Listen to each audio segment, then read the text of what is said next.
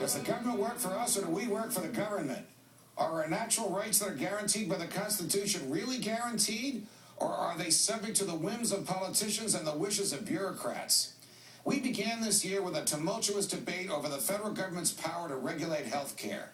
The president and the Democrats in Congress crafted a 2,300-page law that no one in the Congress read, that forces Americans to purchase health insurance whether they want it or not, that compels the states to raise taxes and tells them how to spend the money that they've raised, and that micromanages insurance companies. During the debate over this bill, I asked Congressman Jim Clyburn, the number 3 ranking Democrat in the House of Representatives and the person in charge of getting the health care bill passed in the House, just where in the Constitution the federal government is authorized to manage health care.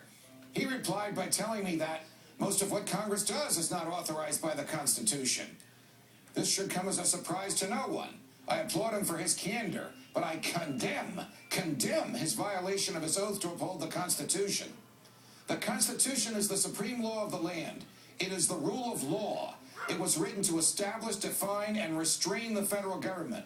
It was also written to compel the government to guarantee our freedoms. Jefferson wrote that our freedoms come from our Creator. If he was right, and I believe he was, then our freedoms are as natural to us as our fingers. And since our freedoms don't come from the government can't take them away.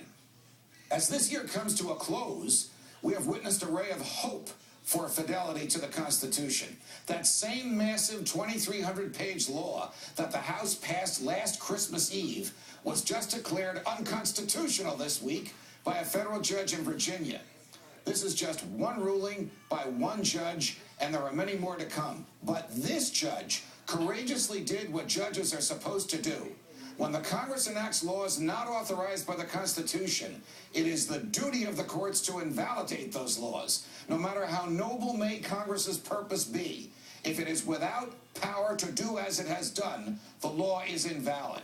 Were this not so, then Congress could write any law, regulate any behavior, and tax any event, and our freedoms and our property would be lost to the tyranny of the majority in Congress. When he wrote the